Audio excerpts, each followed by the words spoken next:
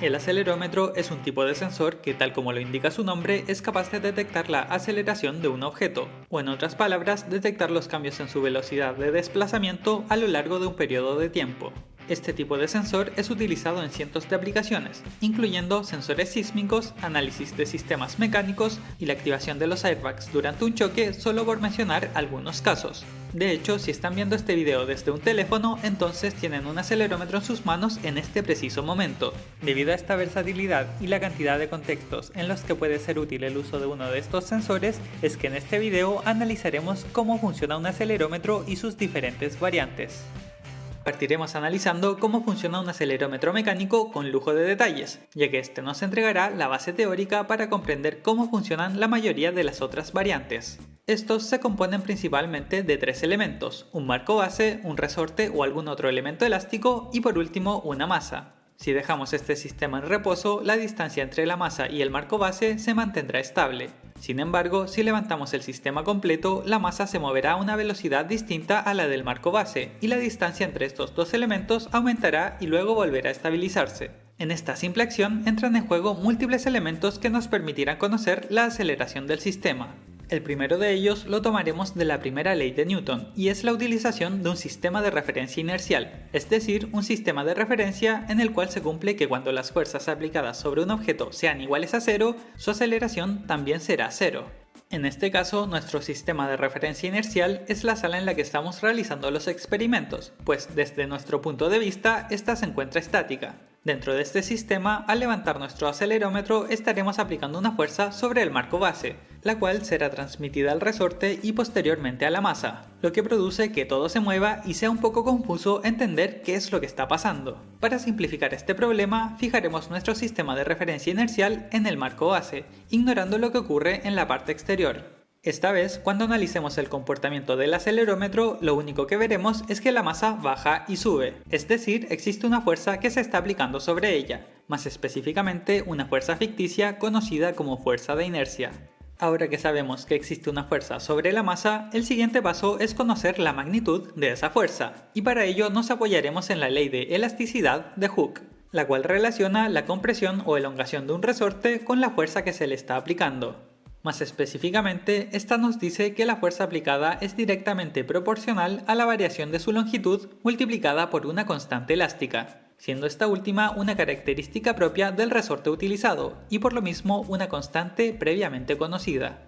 Entendiendo esto, si medimos la longitud del resorte cuando estaba en reposo y calculamos su diferencia con la longitud del resorte cuando el acelerómetro se movió, tendremos toda la información necesaria para calcular la fuerza de inercia utilizando la ley de Hooke. Ya solo nos va quedando el último paso, cómo usar el valor de la fuerza de inercia para calcular la aceleración del sistema. Esto lo haremos utilizando la segunda ley de Newton, la cual nos indica que la fuerza aplicada sobre un objeto es igual a su masa multiplicada por la aceleración que se genera como resultado de dicha fuerza. Aunque como en este caso nos interesa conocer la aceleración, podemos reordenar la fórmula diciendo que la aceleración de un objeto es igual a la fuerza que se le aplica dividida por su masa. De esta manera logramos conocer la aceleración de un sistema sin conocer su velocidad de movimiento. Aunque aún tenemos un pequeño problema de diseño, dado que la aceleración ocurre durante un corto periodo de tiempo, eventualmente el resorte hará que la masa vuelva a su estado inicial. Por lo tanto, sería difícil guardar estos datos de manera manual para luego hacer los cálculos. Una forma fácil de transferir esta información es haciendo que esta misma masa mueva algún elemento capaz de dejar una marca en un papel, y además mover continuamente dicho papel para no sobreescribir la información generada. Seguramente ya se dieron cuenta, pero lo que acabamos de construir es básicamente un sismógrafo, uno de los primeros tipos de acelerómetros que se desarrollaron. De hecho, hasta el día de hoy es común referirse a la masa de los diferentes tipos de acelerómetros como masa sísmica.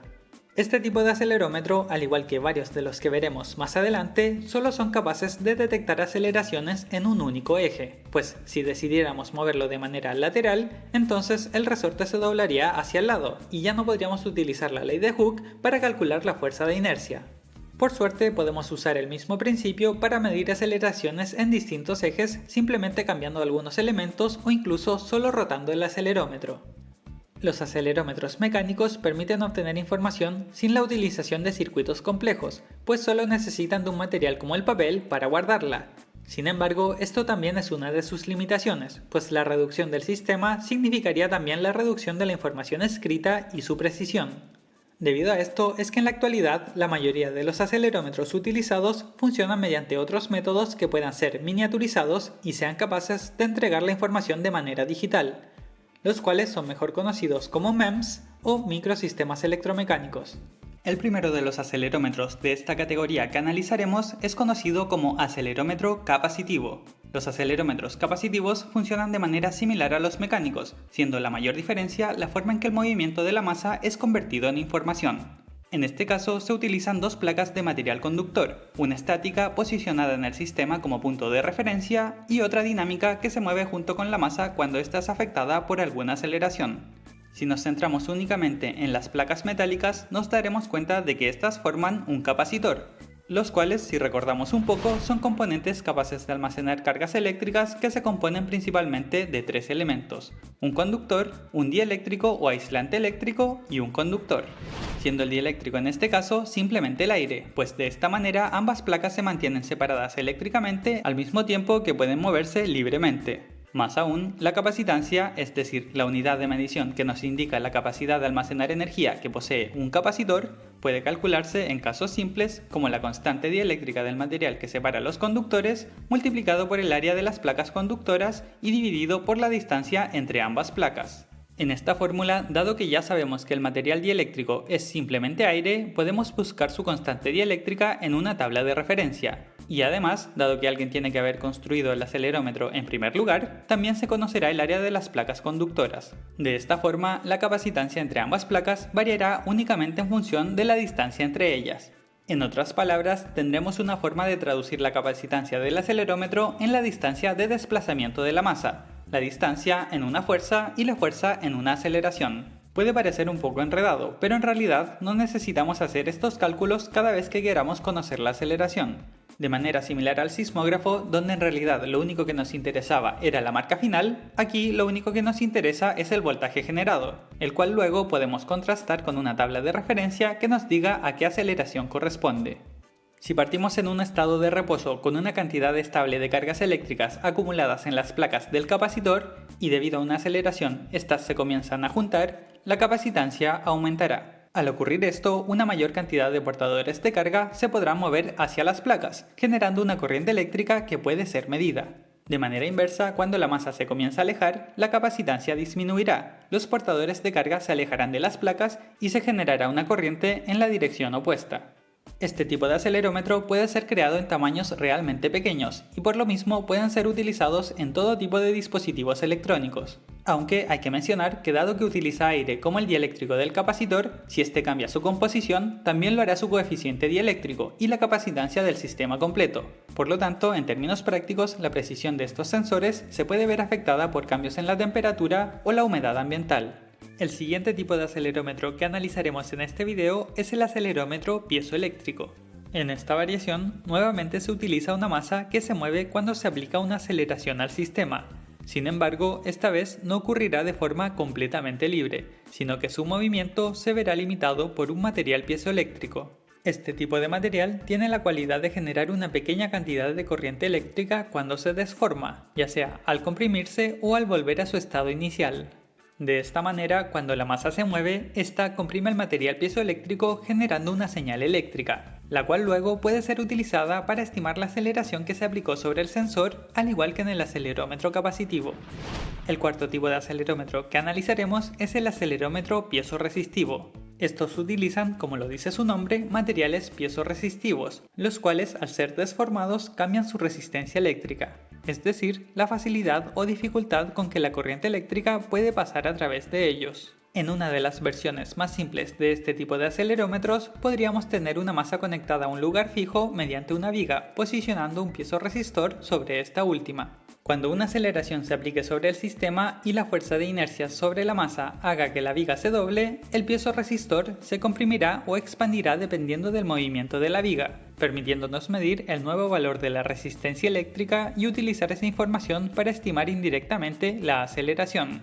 Lo genial de esta técnica es que podemos utilizar más de un piezoresistor para estimar la deformación generada por las fuerzas de inercia. De hecho, podemos usar una sola masa y 8 piezoresistores para hacer un acelerómetro capaz de detectar cambios de aceleración en 3 ejes de movimiento al mismo tiempo. Más específicamente, podemos posicionar una masa unida por 4 vigas a un marco base, agregando además 2 piezoresistores a los extremos de cada viga. Así, cada vez que la masa desforma las vigas como resultado de una aceleración, todas las resistencias eléctricas cambian su valor, y esa información se puede usar para calcular la fuerza y dirección exacta de la aceleración que se aplicó sobre el sistema. No digo que ese cálculo sea simple, pero al menos es posible. El quinto tipo de acelerómetro es el acelerómetro de efecto Hall. Para entender cómo funciona, primero debemos entender qué es el efecto Hall. Esto ocurre cuando tenemos una corriente eléctrica atravesando un conductor, que a su vez se encuentra atravesando un campo magnético. Uno esperaría que las cargas eléctricas pasaran a través del conductor siguiendo el camino más corto, es decir, en línea recta. Sin embargo, en realidad la corriente eléctrica es distorsionada debido a lo que se conoce como la fuerza de Lorentz. Debido a esto, se genera un voltaje que es perpendicular a la dirección de la corriente, también conocido como el voltaje Hall. En otras palabras, el efecto Hall nos permite conocer la fuerza de un campo magnético en base al voltaje generado.